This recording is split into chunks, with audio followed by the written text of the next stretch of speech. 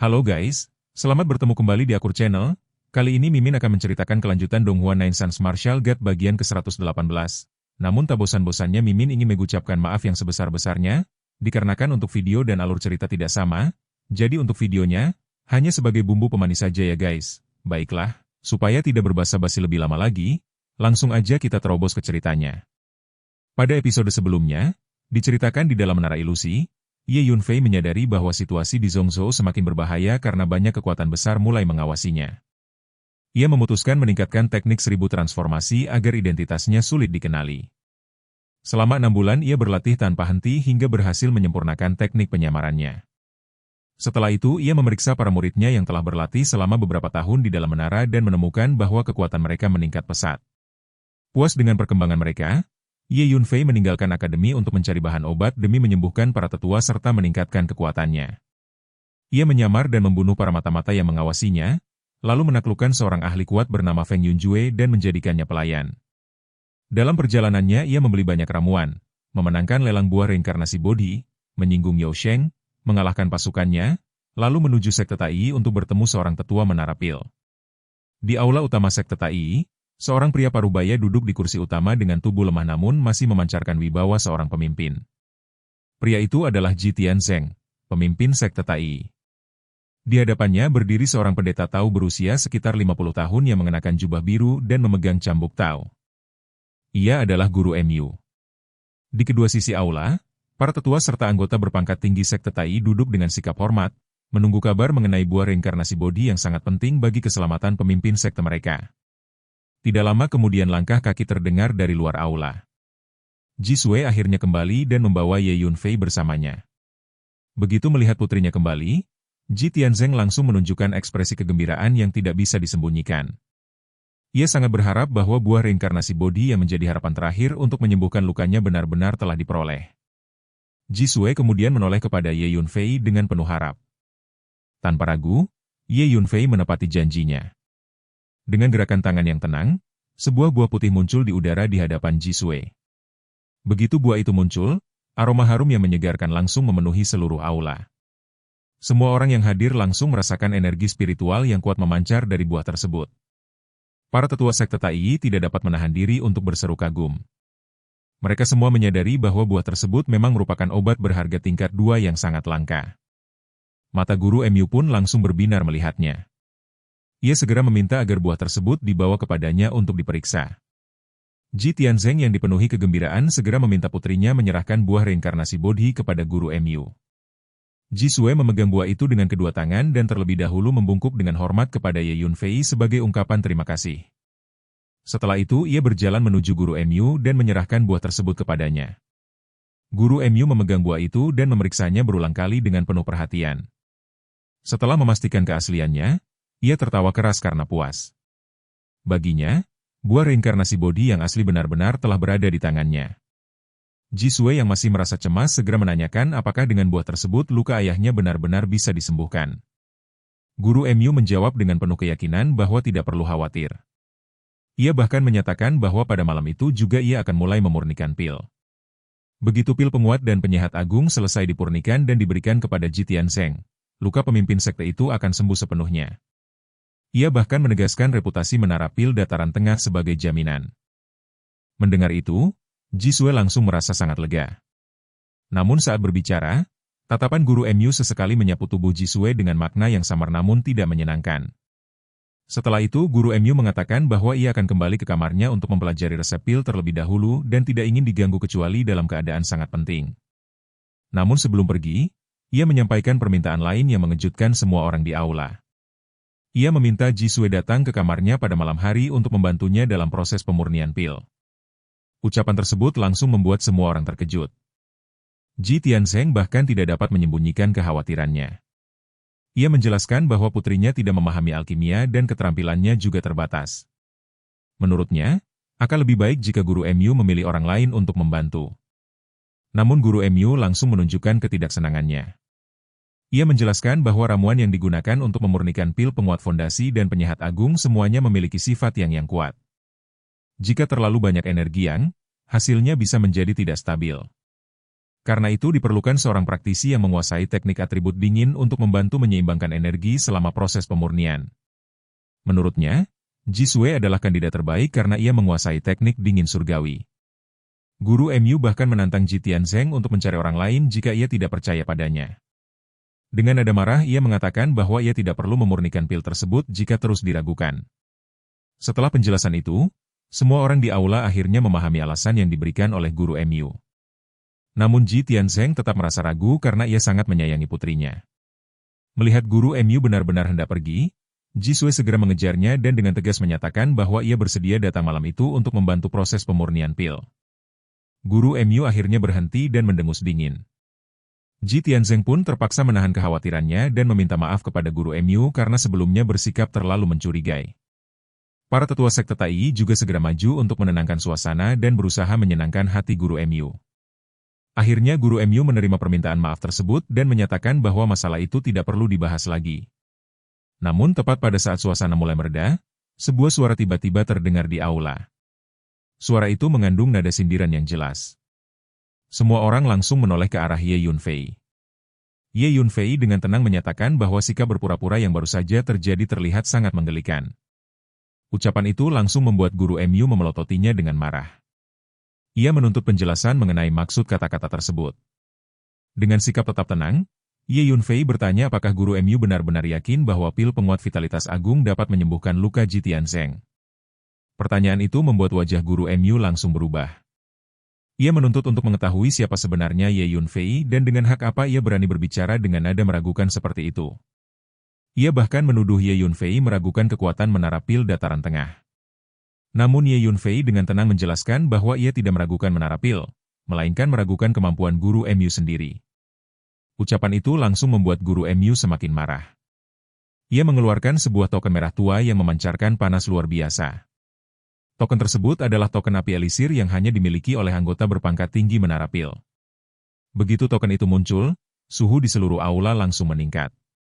Api alkimia bahkan muncul dari udara di sekitar token tersebut. Semua orang di aula langsung memandang token itu dengan penuh hormat. Tidak ada lagi yang meragukan identitas guru MU. Melihat semua itu, guru MU kemudian menatap Ye Yunfei dengan dingin. Ia mengatakan bahwa mempertanyakan identitasnya sama saja dengan menghina menara pil. Jika masalah ini diselidiki lebih jauh, seluruh sekte Tai bisa ikut terlibat. Mendengar ancaman tersebut, para tetua sekte Tai langsung panik. Mereka segera menyatakan bahwa Ye Yunfei tidak memiliki hubungan dengan sekte mereka. Mereka bahkan menyarankan agar Ye Yunfei segera meminta maaf kepada guru MU atau bahkan ditangkap dan diserahkan kepadanya. Jisue yang melihat situasi menjadi semakin buruk juga mencoba membujuk Ye Yunfei untuk meminta maaf. Ji Tianzeng pun ikut berbicara dengan nada serius. Ia mengingatkan bahwa meskipun Ye Yunfei telah membantu mereka mendapatkan buah reinkarnasi bodi, ia tetap harus menghormati guru MU yang mewakili menara pil. Namun Ye Yunfei tetap tidak berubah sikap. Ia hanya mengatakan bahwa ia akan meminta maaf setelah guru MU berhasil memurnikan pil penguat vitalitas agung dan benar-benar menyembuhkan luka Ji Tianzeng. Mendengar itu, guru MU hanya mendengus marah. Ia tidak ingin memperpanjang perdebatan tersebut dan segera meninggalkan aula untuk kembali ke kamarnya. Ji Tianzeng kemudian memandang Ye Yunfei dengan tatapan yang sulit ditebak.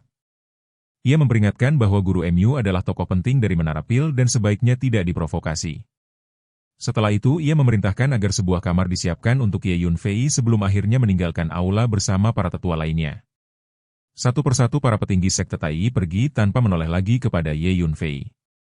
Akhirnya hanya Jisue yang masih berdiri di sana.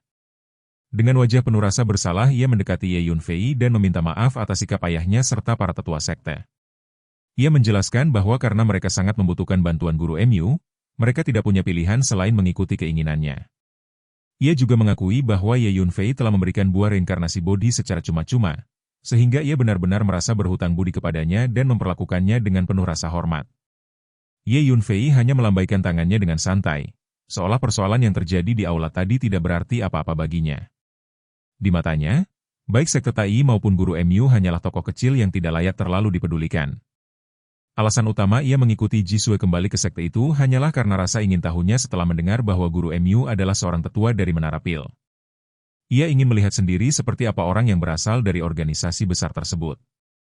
Melihat Ye Yunfei tampak tidak marah, Jisue akhirnya bisa bernapas lega. Kekhawatiran yang sebelumnya memenuhi hatinya perlahan mereda. Malam pun tiba.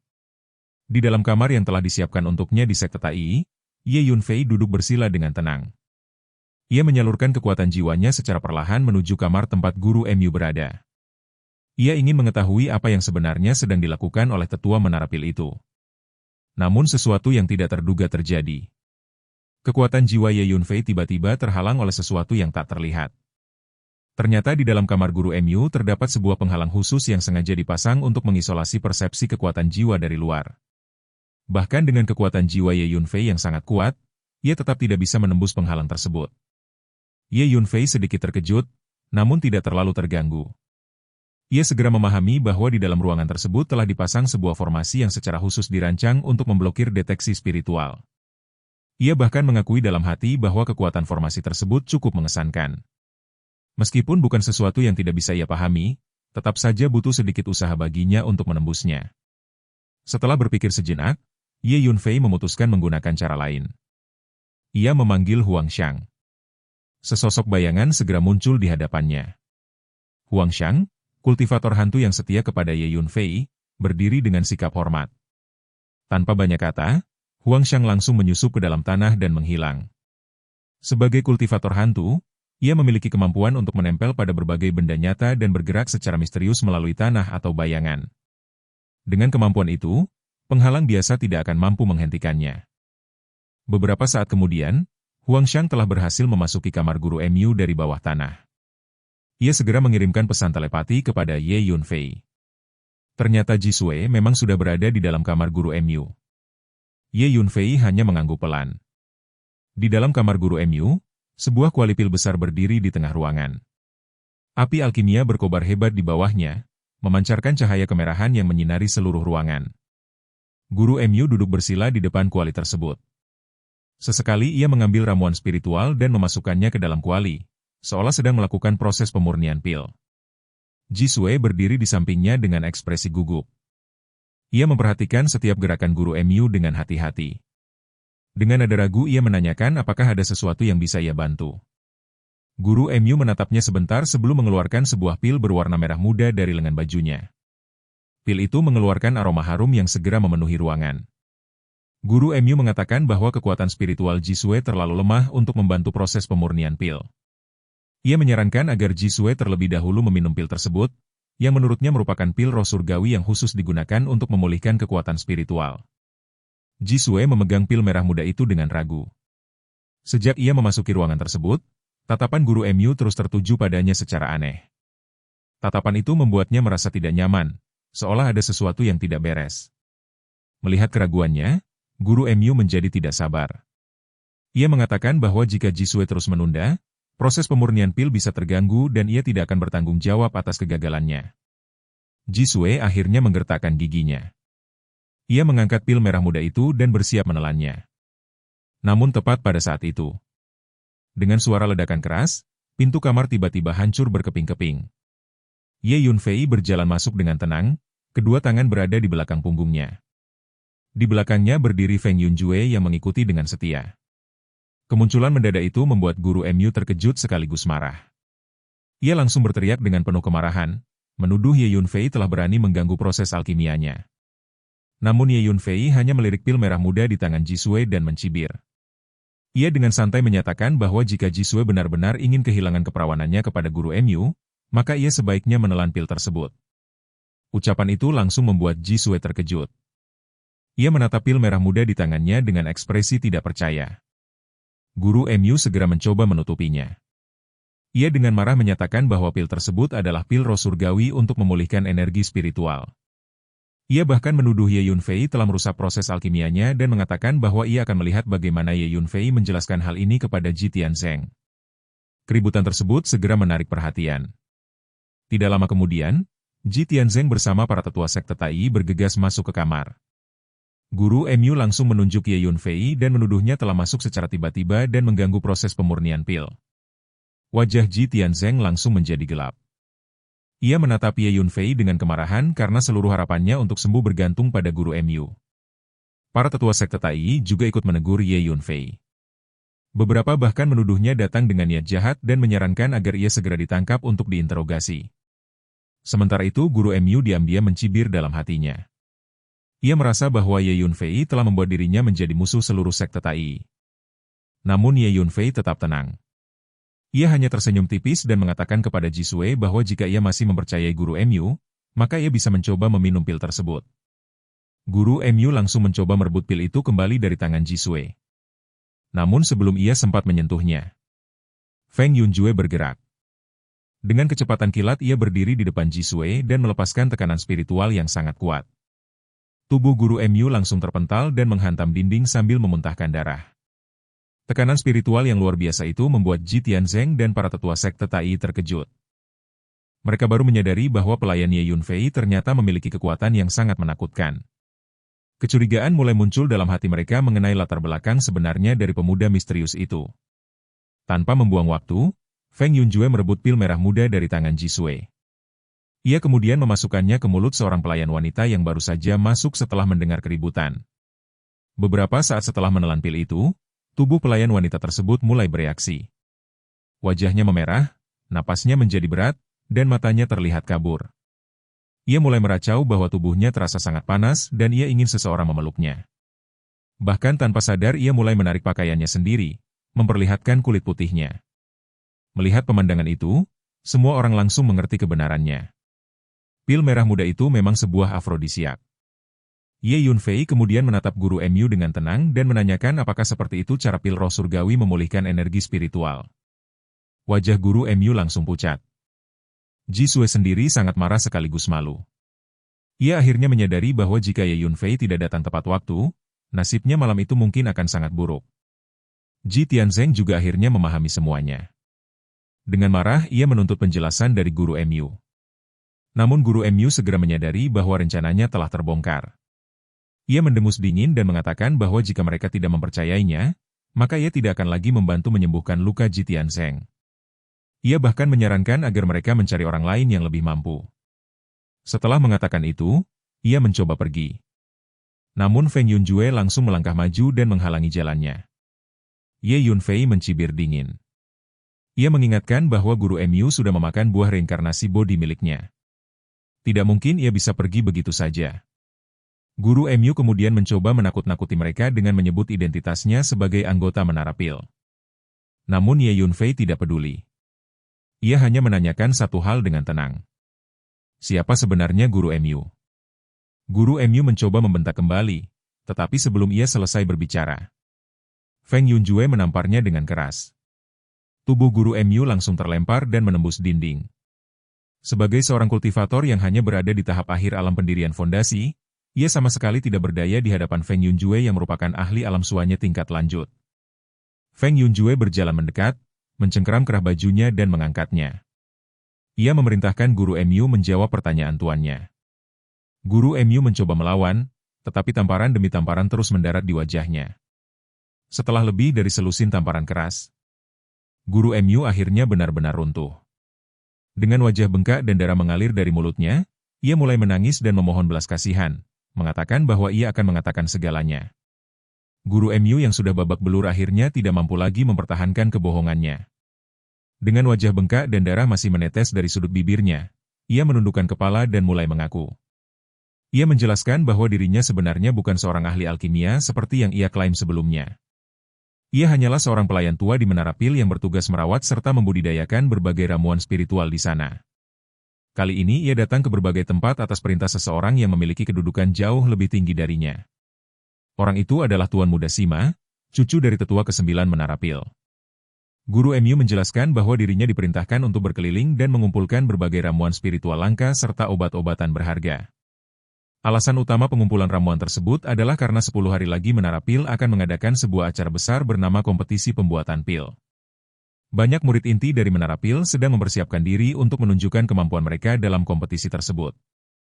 Oleh karena itu mereka mengirim orang-orang seperti guru MU untuk mengumpulkan bahan-bahan alkimia terbaik sebelum acara dimulai. Setelah mendengar pengakuan tersebut, Ji Tianzeng tidak dapat menahan kemarahannya. Dengan wajah gelap ia langsung menanyakan satu hal yang paling penting baginya. Ia ingin tahu apakah guru MU benar-benar memiliki kemampuan untuk menyembuhkan lukanya.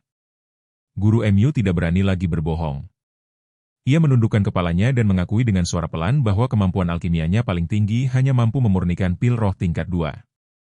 Ia sama sekali tidak memiliki kemampuan untuk menyembuhkan luka berat yang dialami Ji Tianzeng. Pengakuan itu membuat seluruh aula langsung meledak dalam kemarahan. Ji Tianzeng dan para tetua sekte Tai benar-benar terkejut sekaligus murka.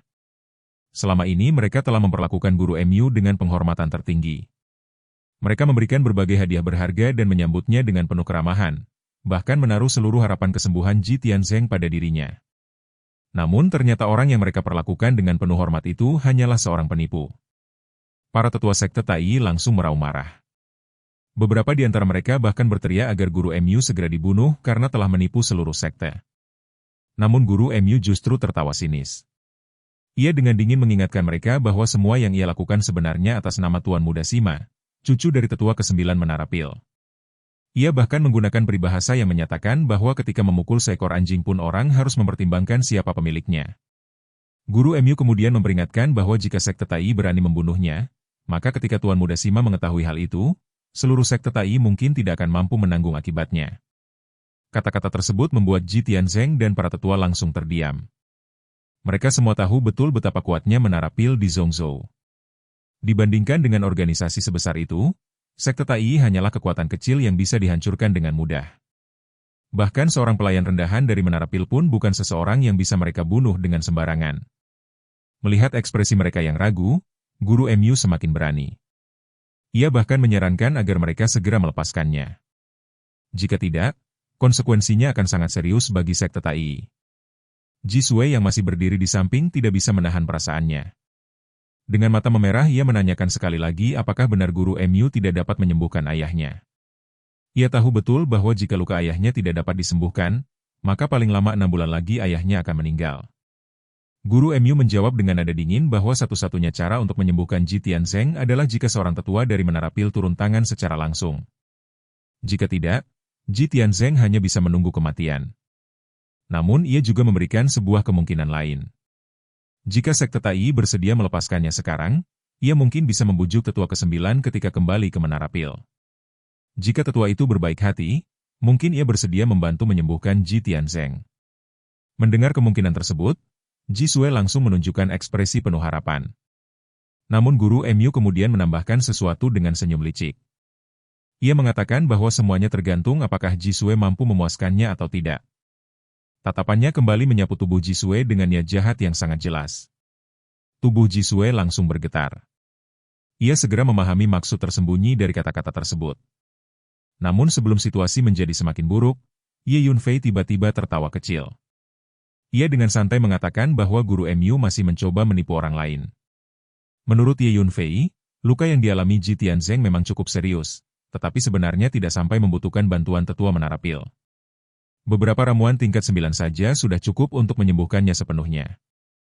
Bagi Ye Yunfei, para tetua Menara Pil tentu semuanya adalah ahli alkimia sejati. Jika mereka benar-benar turun tangan untuk kasus seperti ini, itu justru terlalu berlebihan. Ucapan tersebut membuat guru MU kembali marah. Ia menuduh Ye Yunfei terlalu sombong dan mempertanyakan apakah pemuda itu benar-benar memahami alkimia. Namun Ye Yunfei tetap tenang. Ia dengan santai mengatakan bahwa baginya membantu menyembuhkan luka Ji Tianzeng bukanlah masalah besar. Setelah mengatakan itu, Ye Yunfei memerintahkan Feng Yunjue untuk menangkap guru MU dan membawanya pergi. Feng Yunjue segera melaksanakan perintah tersebut. Ia menyegel kultivasi guru MU dan mengangkatnya seperti seekor anak ayam. Guru MU berteriak dan meronta-ronta dengan putus asa. Namun semua perlawanan itu sia-sia. Akhirnya ia pingsan setelah Feng Yunjue memukulnya dengan telapak tangan. Setelah itu Ye Yunfei mengangkat tangannya. Tiba-tiba beberapa bendera kecil berwarna hitam terbang keluar dari ruangan guru MU dan mendarat di telapak tangan Ye Yunfei. Bendera-bendera itu adalah alat formasi yang sebelumnya digunakan guru MU untuk membuat penghalang yang mengisolasi persepsi kekuatan jiwa. Setelah mengambil bendera tersebut, Ye Yunfei berbalik dan berjalan pergi tanpa menoleh lagi. Ji Tianzeng sempat memanggilnya, tetapi Ye Yunfei bahkan tidak melirik ke arahnya. Sesampainya di kamar, Ye Yunfei membangunkan guru MU yang pingsan. Ia kemudian menjelaskan dengan tenang bahwa mulai sekarang ia akan bertanya dan guru MU harus menjawab dengan jujur. Sebelum guru MU sempat menjawab, Feng Yunjue sudah lebih dulu menamparnya. Wajah guru MU yang sudah bengkak ini benar-benar terlihat seperti kepala babi. Guru MU yang ketakutan segera mengangguk dan mengatakan bahwa ia mengerti. Pertanyaan pertama Ye Yunfei langsung mengenai menara pil. Ia ingin tahu apakah di sana terdapat obat berharga tingkat 4. Guru MU menjawab bahwa memang ada. Namun semua obat berharga tingkat 4 disimpan oleh kepala menara. Ye Yunfei hanya mengangguk pelan. Ia kemudian menanyakan lebih lanjut mengenai kompetisi pembuatan pil yang akan diadakan 10 hari lagi. Guru MU menjelaskan bahwa kompetisi pil merupakan acara besar yang diadakan setiap 5 tahun sekali oleh Menara Pil. Kompetisi itu terdiri dari 2 bagian. Bagian pertama adalah kompetisi pemurnian pil antar murid Menara Pil. Acara ini seperti turnamen peringkat yang menentukan posisi para murid dalam sekte. Murid yang berhasil meraih juara pertama bahkan berkesempatan menjadi murid pribadi dari Dan Jun. Karena itu semua murid inti Menara Pil sangat serius mempersiapkan diri. Bagian kedua dari kompetisi tersebut adalah mengundang para alkemis terkenal dari berbagai wilayah untuk berkumpul di Menara Pil. Mereka akan berdiskusi tentang alkimia, saling bertukar pengalaman, dan menunjukkan kemampuan mereka dalam suasana yang disebut sebagai pertukaran persahabatan. Ye Yunfei mendengar penjelasan itu sambil tersenyum tipis. Menurutnya, tujuan sebenarnya dari acara tersebut hanyalah untuk menunjukkan kehebatan alkimia Menara Pil kepada dunia. Guru MU langsung membela Menara Pil dengan penuh kebanggaan. Ia mengatakan bahwa teknik alkimia Menara Pil memang yang terbaik di dunia. Kemudian Ye Yunfei menanyakan satu nama penting, yaitu Dan Jun. Guru MU langsung menunjukkan ekspresi penuh fanatisme. Ia menjelaskan bahwa Dan Jun adalah kepala menara sebelumnya dan diakui sebagai ahli alkimia paling hebat di Menara Pil. Bahkan di seluruh benua Tianxuan, Dan Jun dianggap sebagai alkemis terkuat. Bagi para alkemis, Dan Jun adalah sosok seperti dewa tertinggi. Ye Yunfei hanya tersenyum kecil mendengar itu. Dalam hatinya ia tidak terlalu setuju, karena sebelum dirinya muncul kembali di dunia ini, tidak ada seorang alkemis pun yang berani mengklaim diri sebagai nomor 1. Akhirnya Ye Yunfei menanyakan satu hal terakhir. Ia ingin tahu apakah semua alkemis terkenal bisa menerima undangan untuk mengikuti kompetisi pil tersebut. Guru MU mengangguk dan mengatakan bahwa memang demikian. Mendengar itu, Ye Yunfei tersenyum tipis. Ia mengatakan bahwa kalau begitu ia juga akan pergi melihat kompetisi pemurnian pil tersebut. Keputusan Ye Yunfei untuk menghadiri kompetisi pil sebenarnya bukanlah keputusan yang dibuat tanpa tujuan. Di dalam hatinya, ia memiliki 2 alasan yang sangat jelas. Pertama, ia memang berniat pergi ke Menara Pil untuk mengumpulkan beberapa ramuan obat berharga tingkat 4. Bagi teknik kultivasi dan alkimia yang ia kuasai, ramuan tingkat tersebut sangat penting. Kedua, ia juga ingin melihat sendiri seperti apa sebenarnya tingkat kemampuan alkimia yang dimiliki oleh Menara Pil yang terkenal di seluruh Zhongzhou. Ketika mendengar bahwa Ye Yunfei berniat menghadiri kompetisi pil, guru MU tidak bisa menyembunyikan keterkejutannya. Namun di dalam hatinya ia diam-diam mencibir. Ia merasa bahwa pemuda di depannya itu sama sekali tidak layak menghadiri acara sebesar itu. Dalam pandangan guru MU, para alkemis dari luar wilayah yang bisa menerima undangan resmi dari Menara Pil untuk mengikuti kompetisi pil semuanya adalah master alkimia terkenal yang telah menghabiskan puluhan tahun mengasah kemampuan mereka. Ia sama sekali tidak percaya bahwa pemuda seperti Ye Yunfei yang masih sangat muda dapat mencapai tingkat tersebut. Baginya, mempelajari alkimia bahkan seringkali jauh lebih sulit dibandingkan mempelajari seni bela diri. Hampir setiap alkemis besar harus menghabiskan sebagian besar hidupnya mempelajari berbagai teori, mempraktikkan pemurnian pil, dan mengorbankan waktu bertahun-tahun sebelum benar-benar mencapai keberhasilan. Karena itu, melihat usia Ye Yunfei yang masih begitu muda, guru MU tidak bisa menahan diri untuk meremehkannya. Ia bahkan merasa bahwa jika Ye Yunfei berniat menyelinap masuk ke dalam kompetisi pil melalui cara-cara licik, itu juga tidak mungkin terjadi. Menara Pil adalah salah satu kekuatan terbesar di Zhongzhou, dan selama kompetisi pil berlangsung, seorang ahli dari alam gua surga akan secara pribadi mengawasi tempat tersebut. Selain itu, para ahli dari beberapa kekuatan terkuat lainnya juga akan berkumpul di sana untuk menyaksikan para alkemis bertanding. Dengan pengamanan seperti itu, siapa yang berani mencoba menyelinap masuk? Namun meskipun dalam hati ia meremehkan Ye Yunfei, guru MU tidak berani mengucapkan apapun secara langsung. Nyawanya masih berada di tangan orang lain, sehingga ia hanya bisa menjawab dengan sikap patuh.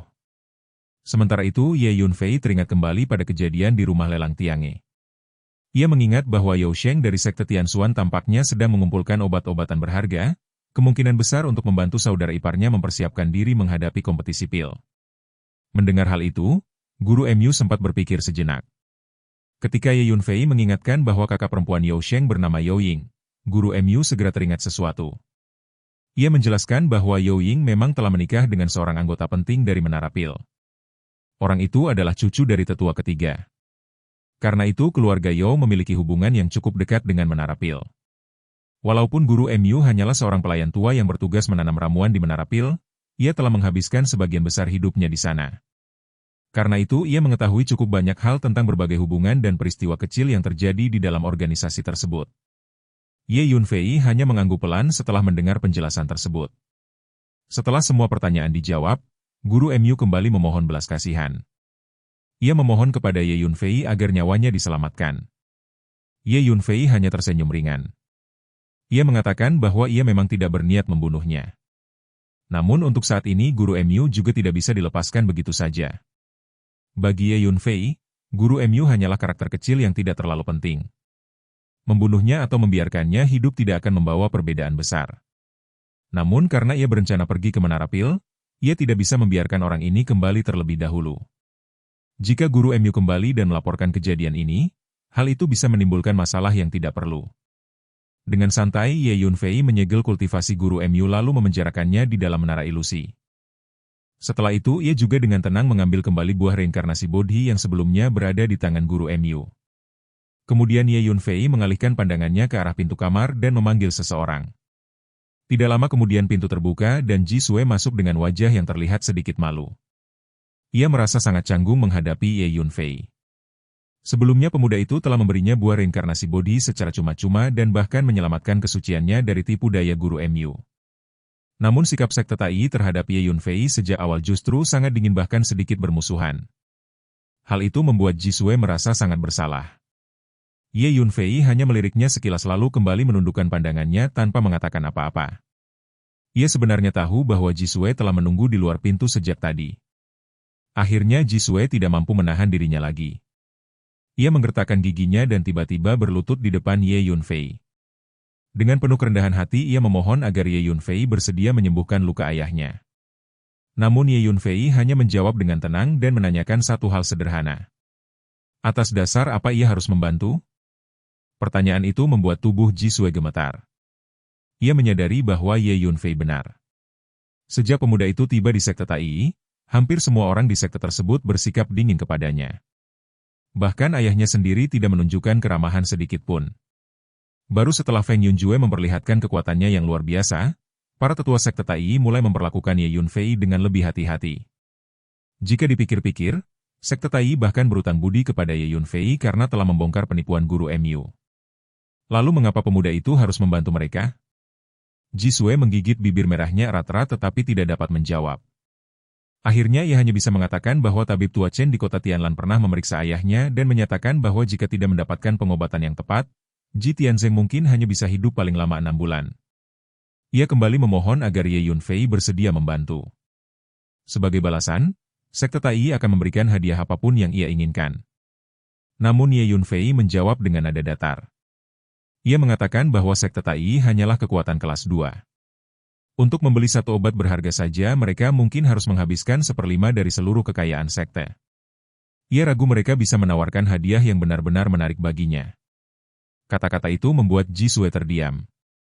Ia teringat bagaimana Ye Yunfei dengan santai menghabiskan kristal roh dalam jumlah besar di rumah lelang Tiange seolah-olah uang itu tidak berarti apa-apa. Jelas pemuda di depannya adalah seseorang yang sangat kaya. Hadiah dari sekte Tai mungkin memang tidak berarti apa-apa baginya. Setelah beberapa saat, Ji Sue tiba-tiba menggertakkan giginya. Dengan mata terpejam ia mengatakan bahwa jika Ye Yunfei bersedia membantu, ia bersedia menjadi budaknya. Bahkan malam itu juga ia bersedia melayani Ye Yunfei di ranjang. Sambil mengatakan itu, ia mulai melonggarkan ikat pinggang di pinggangnya. Feng Yunjue yang melihat pemandangan itu segera berbalik menghadap dinding. Ia sangat memahami apa yang boleh dan tidak boleh ia lihat di depan tuannya. Gaun merah muda Ji Sue hampir terlepas dari tubuhnya. Namun Ye Yunfei hanya menghela napas ringan dan menghentikannya. Ia mengatakan bahwa Ji Sue tidak perlu melakukan hal seperti itu. Ia menghargai kesetiaan Ji Sue kepada ayahnya dan karena itu ia bersedia membantu. Mendengar itu, Jisue sangat gembira hingga tubuhnya gemetar. Entah mengapa ia merasa sangat yakin bahwa selama Ye Yunfei turun tangan, ayahnya pasti bisa diselamatkan. Ye Yunfei kemudian memberikan sebuah lempengan giok kepadanya. Di dalamnya tercatat daftar tanaman obat yang harus dikumpulkan. Setelah memeriksa daftar tersebut dengan kekuatan jiwanya, Jisue terkejut karena semua bahan yang tercatat adalah ramuan spiritual tingkat 9. Namun ia tetap berjanji bahwa sekte Tai akan segera mengumpulkan semuanya. Beberapa jam kemudian, Jisue kembali dengan membawa cincin spasial yang berisi semua bahan yang diminta. Ye Yunfei menerima cincin itu lalu menyuruhnya kembali setengah jam kemudian. Jisue menunggu dengan sabar di luar pintu. Setelah setengah jam berlalu, ia kembali masuk ke dalam kamar. Di hadapannya, Ye Yunfei membuka telapak tangannya. Sebuah pil emas perlahan melayang keluar dan memenuhi ruangan dengan aroma yang harum. Itu adalah pil naga emas tingkat 9. Ye Yunfei mengatakan bahwa pil itu sudah cukup untuk menyembuhkan luka ayahnya. Jisue langsung membungkuk dalam-dalam dengan penuh rasa syukur. Ia mengambil pil tersebut lalu bergegas pergi seperti angin. 1 jam kemudian, di ruang rahasia sekte Tai, Ji Tianzeng tiba-tiba berdiri dengan aura spiritual yang melonjak kuat dari tubuhnya. Ia tertawa keras dengan penuh kegembiraan. Lukanya akhirnya sembuh sepenuhnya. Dengan penuh semangat ia melangkah keluar dari ruang rahasia tersebut. Setelah 1 jam berlalu sejak Jisue meninggalkan kamar Ye Yunfei, suasana di markas sekte Tai menjadi sangat tegang. Di luar ruang rahasia tempat Ji Tianzeng memulihkan diri, Jisue berdiri dengan wajah penuh kecemasan. Matanya tidak pernah lepas dari pintu ruangan itu, seolah-olah ia menunggu sesuatu yang menentukan nasib ayahnya. Ketika akhirnya pintu ruang rahasia itu terbuka dan Ji Tianzeng melangkah keluar, Jisue langsung berlari mendekat. Dengan suara yang penuh kekhawatiran, ia segera menanyakan keadaan luka ayahnya. Di sekeliling mereka, para tetua dan pemimpin tinggi sekte Tai juga telah berkumpul sejak tadi. Begitu melihat Ji Tianzeng keluar, mereka semua segera mendekat dengan wajah penuh harap. Ji Tianzeng berdiri tegak, lalu tiba-tiba tertawa keras dengan ekspresi yang sangat gembira. Ia menyatakan bahwa luka yang selama ini menyiksanya akhirnya telah sembuh sepenuhnya. Selama ini luka tersebut selalu menimbulkan rasa sakit yang luar biasa, tetapi kini setelah sembuh total, tubuhnya terasa ringan dan nyaman dengan cara yang sulit digambarkan dengan kata-kata. Mendengar kabar itu, Jisue langsung merasa sangat lega. Air mata haru bahkan tidak dapat ia tahan lagi hingga menggenang di pelupuk matanya. Sementara itu para tetua sekte Tai saling memandang dengan ekspresi campur aduk. Mereka baru menyadari satu hal yang sangat penting. Jika Ye Yunfei mampu memurnikan pil tingkat 9 yang dapat menyembuhkan luka Ji Tianzeng dengan mudah, maka kemungkinan besar pemuda itu adalah seorang alkemis tingkat 9. Kesadaran itu membuat para petinggi sekte Tai langsung dipenuhi rasa penyesalan. Bagi kekuatan kelas 2 seperti sekte Tai, seorang alkemis tingkat 9 jelas merupakan sosok yang sangat berharga dan layak dijadikan sekutu. Namun mereka justru telah memperlakukannya dengan dingin. Ji Tianzeng segera mengambil keputusan. Ia memerintahkan para bawahannya untuk menyiapkan hadiah yang sangat berlimpah sebagai bentuk rasa terima kasih. Setelah itu ia memimpin para tetua sekte Tai untuk pergi bersama-sama menemui Ye Yunfei. Namun Jisue hanya bisa tersenyum pahit. Ia tahu bahwa Ye Yunfei kemungkinan besar tidak akan tertarik dengan hadiah dari sekte Tai. Dan benar saja, ketika Ji Tianzeng dan para tetua hampir mencapai pintu kamar Ye Yunfei, Feng Yunjue tiba-tiba keluar dan berdiri menghalangi jalan mereka. Dengan wajah dingin ia menyampaikan bahwa tuannya tidak ingin menerima tamu. Ucapan itu membuat Ji Tianzeng merasa sangat canggung. Para tetua sekte Tai yang berdiri di belakangnya juga terlihat tidak senang. Mereka merasa bahwa sikap tersebut terlalu sombong. Memang benar seorang alkemis tingkat 9 memiliki status yang tinggi, tetapi tidak seharusnya ia bersikap seolah-olah meremehkan sekte Tai. Bagaimanapun juga ini adalah wilayah mereka. Namun Feng Yunjue hanya menatap mereka dengan wajah dingin. Ketika melihat mereka masih ragu-ragu untuk pergi, wajahnya tiba-tiba menjadi lebih gelap. Ia melangkah maju 1 langkah. Dalam sekejap, tekanan spiritual yang sangat kuat meledak dari tubuhnya seperti badai besar yang menyapu ke langit. Gelombang kekuatan itu langsung menekan para petinggi sekte Tai. Ji Tianzeng dan para tetua langsung terkejut. Mereka baru menyadari bahwa pelayan tua di hadapan mereka ternyata adalah seorang ahli alam suanya tingkat lanjut. Sebelumnya Feng Yunjue hanya menunjukkan kekuatannya sedikit ketika berurusan dengan guru MU, sehingga mereka tidak benar-benar mengetahui tingkat kekuatannya. Baru sekarang mereka menyadari bahwa pelayan ini sebenarnya sangat menakutkan. Di seluruh sekte Tai, orang yang paling kuat adalah Ji Tianzeng sendiri, yang berada di tahap akhir alam suanye.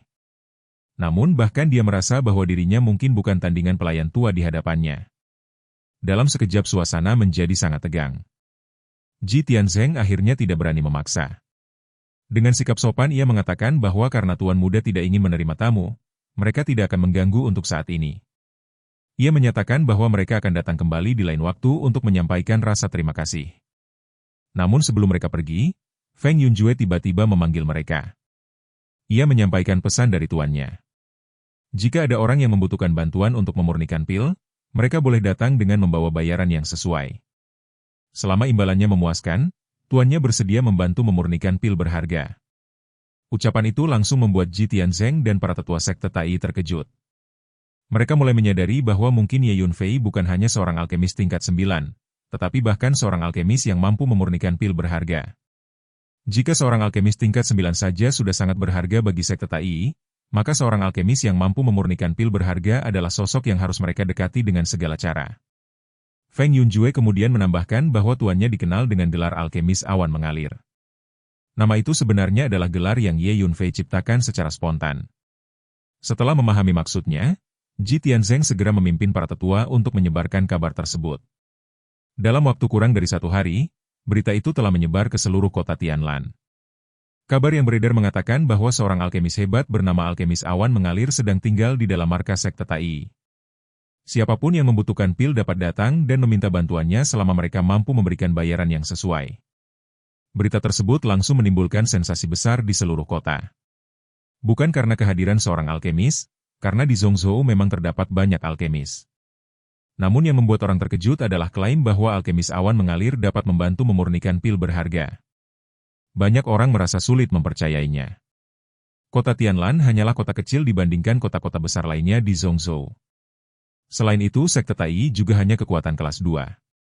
Bagaimana mungkin seorang alkemis hebat bersedia tinggal di tempat seperti ini? Sebagian orang bahkan menganggap bahwa ini hanyalah sandiwara yang dibuat oleh sekte Tai untuk meningkatkan reputasi mereka.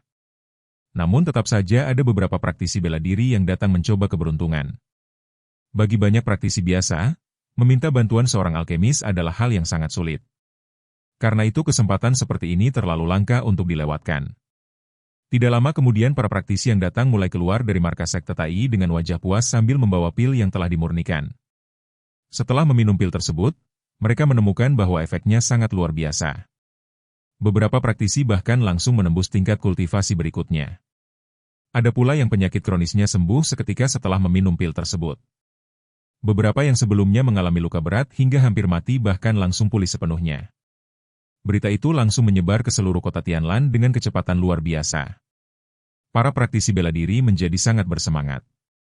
Siapa yang tidak ingin meningkatkan kultivasi mereka?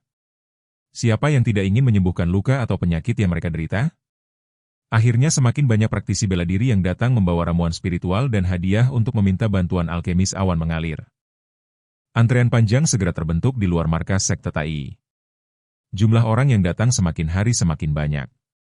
Berita tentang alkemis awan mengalir bahkan menyebar ke kota-kota lain di sekitar Tianlan. Tak lama kemudian para praktisi dari daerah lain juga mulai berdatangan. Namun sebagian besar orang yang datang hanya meminta bantuan untuk memurnikan pil spiritual biasa. Tidak ada yang benar-benar berani meminta pil berharga.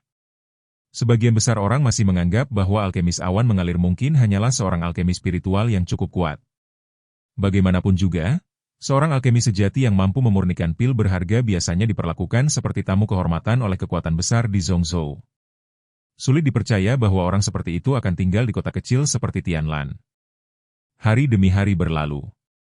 Lebih dari 10 hari kemudian, kota Tianlan menjadi sangat ramai.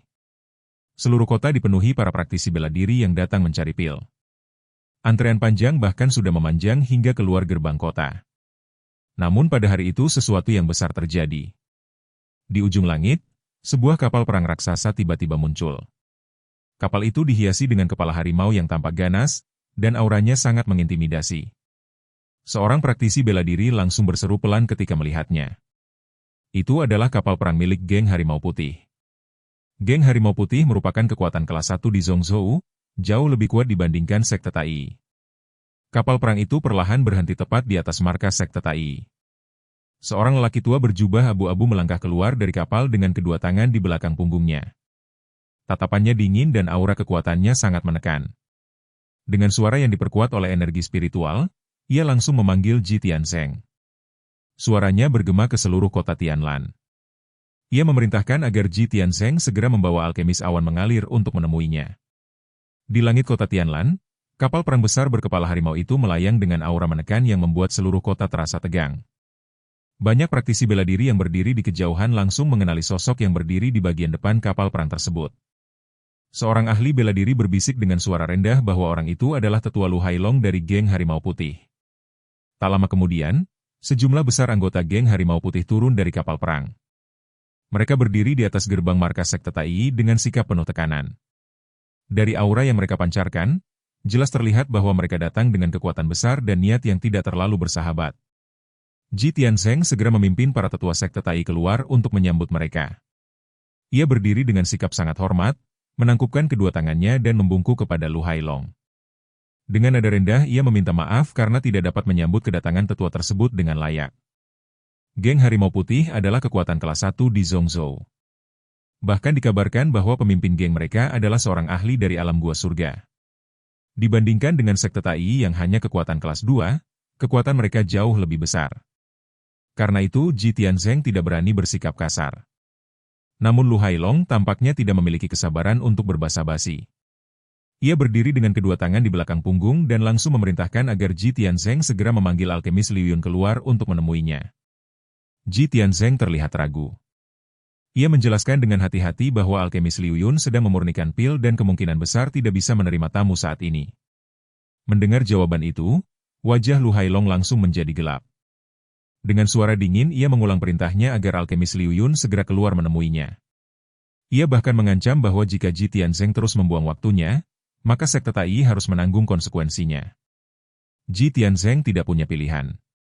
Ia akhirnya mengatakan bahwa ia akan pergi memberitahu terlebih dahulu. Ia segera berbalik dan kembali ke markas sekte Tai. Beberapa saat kemudian ia telah berdiri di luar kamar Ye Yunfei. Dengan sikap sangat hati-hati ia menyampaikan bahwa tetua Lu Hailong dari geng Harimau Putih telah datang dan ingin bertemu dengan alkemis Liu Yun. Sikap Ji Tianzeng terhadap Ye Yunfei kini sangat berbeda dibanding sebelumnya. Dalam suaranya bahkan terdengar sedikit nada menjilat. Dalam beberapa hari terakhir ia telah menyaksikan sendiri betapa mengerikannya kekuatan seorang alkemis. Pendapatan yang diperoleh Ye Yunfei hanya dalam beberapa hari bahkan setara dengan seluruh pemasukan sekte Tai selama 10 tahun. Selain itu, jika Ye Yunfei hanya mengucapkan sepatah kata saja, banyak praktisi bela diri yang bersedia melakukan apapun demi dirinya. Namun dari dalam ruangan terdengar jawaban yang sangat sederhana. Ye Yunfei memerintahkan agar Lu Hailong disuruh pergi. Meskipun Ye Yunfei sedang sibuk memurnikan pil, kekuatan jiwanya yang sangat kuat membuatnya mampu merasakan semua yang terjadi di luar. Ia jelas mengetahui sikap Lu Hailong sejak awal, dan dengan kepribadiannya, ia sama sekali tidak tertarik untuk menemuinya. Ji Tianzeng merasa sangat cemas. Ia mencoba menjelaskan dengan hati-hati bahwa geng Harimau Putih adalah kekuatan kelas 1 di Zhongzhou dan memiliki seorang ahli dari alam gua surga sebagai pemimpin. Jika mereka benar-benar diabaikan, kemungkinan besar sekte Tai akan menghadapi masalah besar. Namun sebelum ia selesai berbicara, suara keras Feng Yunjue terdengar dari dalam ruangan. Ia dengan tegas menyatakan bahwa tuannya sudah memerintahkan agar orang itu diusir. Ji Tianzeng terkejut dan tidak berani berkata apa-apa lagi. Meskipun Feng Yunjue hanyalah pelayan Ye Yunfei, ia adalah seorang ahli tahap akhir alam suanya dengan kekuatan tempur yang sangat menakutkan. Ji Tianzeng tidak berani menyinggungnya. Tak lama kemudian Ji Tianzeng kembali ke gerbang sekte dan menyampaikan jawaban tersebut kepada Lu Hailong. Ia dengan hati-hati mengatakan bahwa alkemis Liu Yun sedang sibuk memurnikan pil sehingga tidak dapat menerima tamu saat ini. Lu Hailong langsung tertawa dengan amarah yang meluap. Baginya, sikap seorang alkemis kecil yang berani mengabaikan geng Harimau Putih merupakan penghinaan besar. Para anggota geng Harimau Putih di belakangnya juga mulai mengumpat dengan marah. Mereka menganggap bahwa seorang alkemis di kota kecil seperti Tianlan kemungkinan besar hanya berada di tingkat 4 atau 5. Bagaimana mungkin orang seperti itu berani bersikap angkuh di depan geng Harimau Putih? Beberapa dari mereka bahkan menyarankan agar alkemis Liu Yun langsung ditangkap dan dibawa kembali. Lu Hailong akhirnya mengangguk. Ia memerintahkan para bawahannya untuk menangkap alkemis Liu Yun dan membawanya kembali. Dalam pikirannya, Alkemis Liu Yun kemungkinan hanyalah seorang alkemis biasa. Jika benar-benar hebat, tentu ia tidak akan membuka jasa pemurnian pil di kota kecil seperti ini. Para anggota geng Harimau Putih segera bersiap untuk bergerak. Namun tepat pada saat itu sebuah suara keras terdengar dari kejauhan. Seorang pria parubaya yang gagah tiba-tiba muncul di langit, ditemani seorang anak laki-laki kecil yang tampak kesakitan. Anak itu terus mengerang sambil menggaruk tubuhnya. Hanya dalam sekejap mereka sudah tiba di atas kota Tianlan. Tekanan mengerikan langsung menyapu seluruh kota. Aura kekuatan yang sangat berat menekan seperti sebuah gunung raksasa. Semua orang langsung menyadari bahwa orang ini adalah seorang ahli dari alam gua surga. Lu Hailong dan anggota geng Harimau Putih lainnya langsung terkejut. Mereka mengenali pria itu sebagai Lu Dachong, pemimpin geng Harimau Putih. Lu Dachong langsung memarahi Lu Hailong. Ia mengatakan bahwa ia memerintahkan mereka untuk mengundang alkemis Liu Yun dengan baik, bukan untuk menangkapnya. Lu Hailong menjelaskan bahwa alkemis Liu Yun menolak keluar dan seolah-olah meremehkan geng Harimau Putih. Namun Lu Dachong tidak peduli. Ia melihat putranya yang terus menderita kesakitan dan menjadi semakin cemas. Anak laki-laki itu tiba-tiba berteriak kesakitan.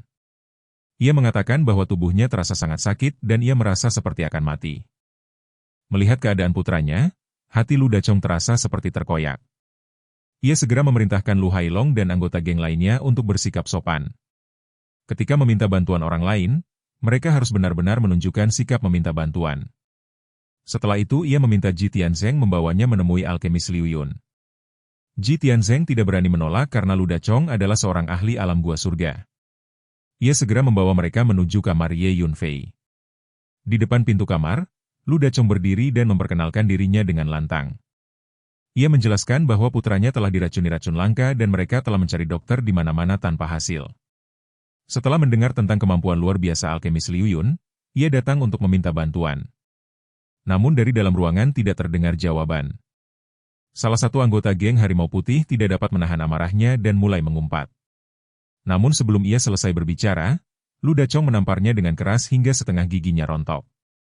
Ia memerintahkan orang itu untuk berlutut di depan pintu dan memperingatkan bahwa jika ada yang berani bersikap tidak sopan lagi, ia akan membunuhnya.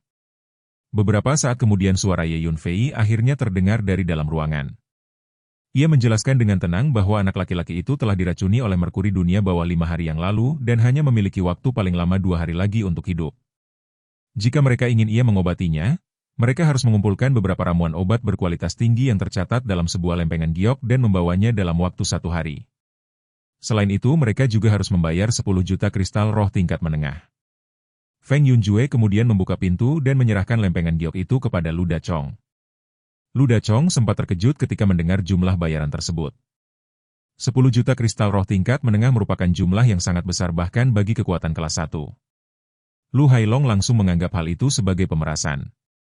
Namun ketika melihat putranya yang terus menderita, Lu Dachong akhirnya menggertakkan giginya dan menyetujui syarat tersebut. Ia segera pergi untuk mengumpulkan semua bahan yang diminta.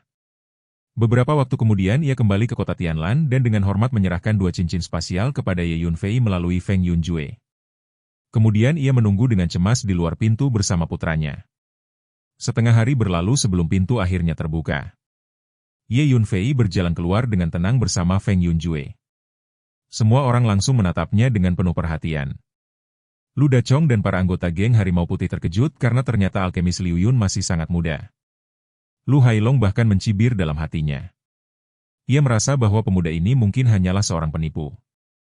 Namun Ye Yunfei tidak memedulikan mereka. Ia hanya mengangkat tangannya. Sebuah pil merah perlahan melayang keluar dan berhenti di depan Lu Dachong. Ia mengatakan dengan tenang bahwa jika pil tersebut diminum, putra Lu Dachong akan segera sembuh. Lu Dachong langsung mengenali bahwa itu adalah pil berharga tingkat 1. Ia segera memberikan pil itu kepada putranya. Beberapa saat kemudian, di depan semua orang, cairan hitam berbau busuk mulai keluar dari tubuh anak itu. Warna kulitnya juga mulai membaik dengan cepat. Dalam belasan napas saja, anak itu tiba-tiba berseru bahwa tubuhnya tidak lagi sakit. Ia merasa sangat nyaman dan penuh energi. Melihat perubahan luar biasa itu, semua orang di sekitar langsung tercengang. Mereka akhirnya benar-benar yakin bahwa kemampuan alkemis Liu Yun memang luar biasa. Setelah putra Lu Dachong meminum pil merah yang diberikan Ye Yunfei, perubahan luar biasa segera terjadi di hadapan semua orang. Cairan hitam berbau busuk terus menyembur keluar dari tubuh anak itu, sementara warna wajahnya perlahan kembali normal. Rasa sakit yang sebelumnya membuatnya menjerit kini benar-benar menghilang. Bocah itu tiba-tiba berteriak dengan penuh kegembiraan. Ia mengatakan bahwa tubuhnya sudah tidak sakit lagi dan ia merasa sangat nyaman, seolah-olah seluruh penderitaan yang menyiksanya selama ini telah lenyap. Wajahnya penuh kegembiraan dan ia bahkan tertawa sambil melompat kecil. Melihat keadaan itu, Lu Dachong langsung dipenuhi rasa gembira yang luar biasa. Ia hampir tidak percaya dengan apa yang baru saja terjadi. Selama berhari-hari putranya menderita racun aneh yang tidak mampu diobati oleh para tabib maupun alkemis terkenal. Namun sekarang hanya dengan satu pil, penyakit itu lenyap sepenuhnya.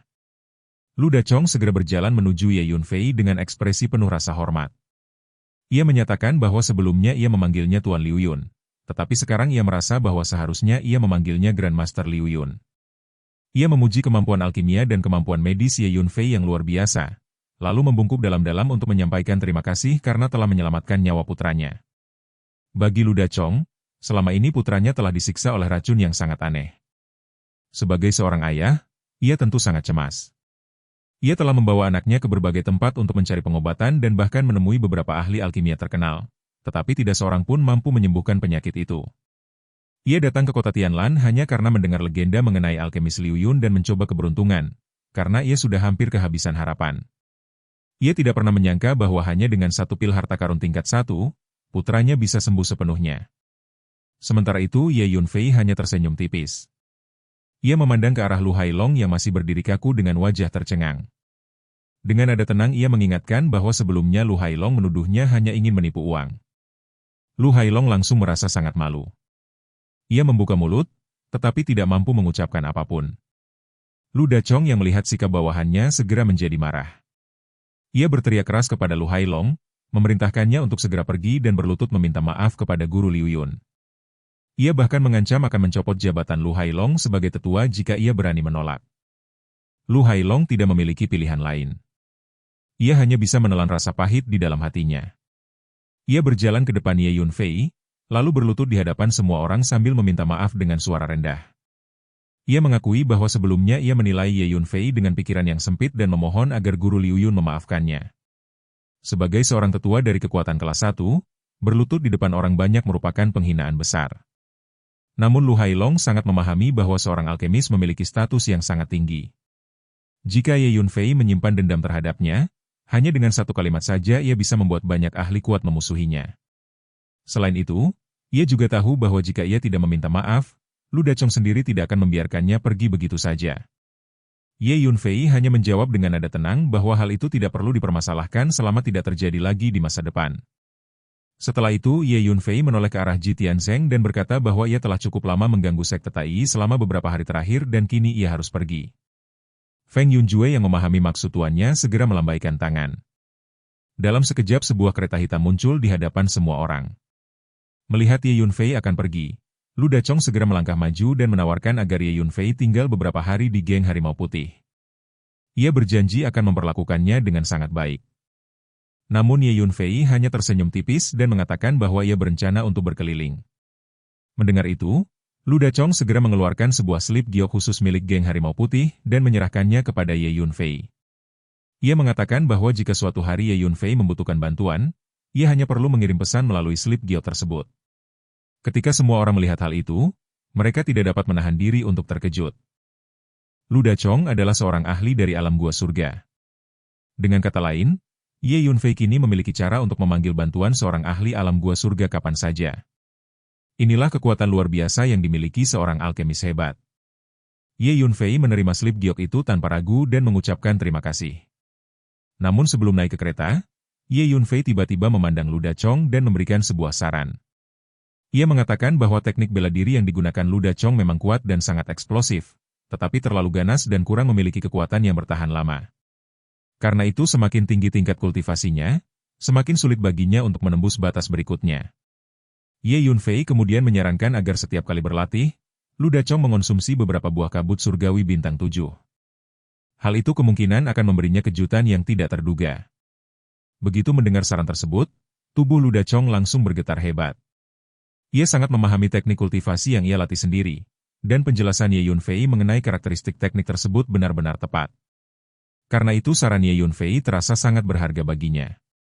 Ia bahkan merasa bahwa dengan petunjuk tersebut, kultivasinya mungkin akan mengalami perubahan besar. Bahkan tidak mustahil ia dapat menembus ke tingkat berikutnya dalam waktu dekat. Lu Dachong langsung membungkuk dengan hormat sekali lagi, menyatakan bahwa petunjuk Guru Liu Yun telah membuka pemahamannya dan memberinya manfaat yang sangat besar. Ye Yunfei hanya mengangguk ringan, lalu berjalan masuk ke dalam kereta. Feng Yunjue duduk di depan kereta dan mengangkat cambuk panjangnya, bersiap untuk berangkat. Pada saat itu, Jisue tiba-tiba berlari mendekat. Wajahnya memerah, dan ia tampak sangat gugup. Ia menanyakan apakah ia masih memiliki kesempatan untuk bertemu lagi dengan tuan muda itu di masa depan. Sejak mendengar kabar bahwa Ye Yunfei akan pergi, hati Jisue terasa sangat gelisah. Ia merasa seolah-olah akan kehilangan sesuatu yang sangat penting. Tanpa disadarinya, bayangan Ye Yunfei telah memenuhi hatinya. Feng Yunjue mengayunkan cambuknya dan kuda iblis api merah segera menarik kereta ke udara. Suara Jisue yang memanggil tuan muda terdengar semakin jauh. Dalam hatinya ia tahu bahwa Ye Yunfei memiliki latar belakang misterius, sangat kaya, dan juga seorang alkemis yang luar biasa. Dengan statusnya saat ini, ia mungkin tidak pantas berdiri di sisi orang seperti itu. Namun tiba-tiba sebuah suara terdengar dari dalam kereta yang sudah semakin jauh. Ye Yunfei mengatakan agar Jisue meminum sebuah ramuan pencair salju karena ramuan itu dapat meningkatkan bakat bela dirinya. Sebuah botol giok terbang keluar dari kereta dan jatuh di depan Jisue. Jisue segera mengambil botol itu dengan penuh harapan. Ia berjanji dalam hati bahwa suatu hari nanti ia akan berlatih dengan keras hingga menjadi cukup kuat untuk berdiri sejajar dengan tuan muda itu. Seiring waktu berlalu, berbagai legenda mengenai alkemis Liu Yun mulai menyebar ke seluruh wilayah. Terutama setelah diketahui bahwa ia adalah keturunan seorang alkemis terkenal, semakin banyak praktisi bela diri datang untuk mencari pil darinya. Sementara itu, Ye Yunfei perlahan melanjutkan perjalanan menuju menara pil. Namun ia tidak terburu-buru. Ia berjalan santai, sering berhenti di berbagai tempat, bahkan menikmati pemandangan di sepanjang perjalanan. Bagi setiap praktisi bela diri yang datang mencari pil, Ye Yunfei bersikap sangat murah hati selama mereka mampu membayar imbalannya. Dengan bantuan metode alkimia multikuali yang ia kuasai bersama Huang Xiang, Ye Yunfei dapat memurnikan pil dengan kecepatan luar biasa sehingga mampu melayani banyak orang. Selain itu, pil yang ia hasilkan memiliki efek yang sangat menakjubkan. Ada yang langsung menembus tingkat kultivasi setelah meminumnya. Ada pula yang sembuh dari penyakit kronis, membersihkan sumsum tulang, meningkatkan bakat, bahkan membangkitkan potensi tersembunyi. Hal itu tidak mengherankan karena di kehidupan sebelumnya Ye Yunfei pernah menjadi kaisar langit sekaligus ahli obat. Pengetahuannya mengenai tubuh manusia telah mencapai tingkat yang sangat menakutkan. Akibatnya, nama Guru Liu Yun semakin terkenal di seluruh Zhongzhou. Semakin banyak praktisi bela diri datang mencari pil. Sebagian besar alkemis di dunia terkenal memiliki sifat tertutup dan eksentrik, sehingga jarang bersedia membantu orang lain. Namun Guru Liu Yun berbeda. Selama imbalannya cukup, ia hampir selalu bersedia membantu.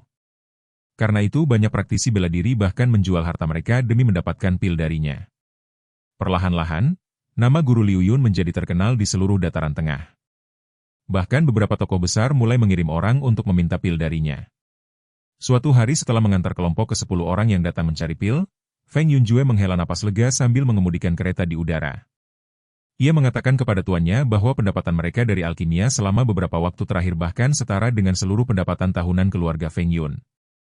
Selama periode itu ia telah menerima begitu banyak kristal roh hingga tangannya terasa sakit. Di dalam kereta, Ye Yunfei tiba-tiba memikirkan sesuatu. Ia menyadari bahwa daripada mencari sendiri bahan kayu langka untuk melatih tubuh kayu Kaisar Azur, akan jauh lebih mudah jika ia memanfaatkan reputasinya sebagai Guru Liu Yun. Jika ia mengumumkan bahwa ia hanya akan memurnikan pil bagi mereka yang membawa harta langka berelemen kayu, maka para praktisi bela diri di seluruh Zhongzhou pasti akan membantu mengumpulkan bahan tersebut. Memikirkan hal itu, Ye Yunfei segera memerintahkan Feng Yunjue agar mulai sekarang mereka hanya menerima bahan alam berelemen kayu dari siapapun yang datang mencari pil. Feng Yunjue mengangguk tanpa bertanya lagi. Ia sudah terbiasa mengikuti perintah tuannya tanpa ragu. Dan, adegan ini pun mengakhiri pertemuan kita kali ini. Terima kasih kepada semua yang telah menyimak dari awal sampai akhir video ini. Dan juga Mimin ingin mengucapkan terima kasih yang sebesar-besarnya kepada semua yang sudah subscribe Akur Channel. Semoga semuanya dimudahkan rezekinya dan dilancarkan segala urusannya. juga disehatkan selalu setiap saat, dan terhindar dari segala penyakit. Amin.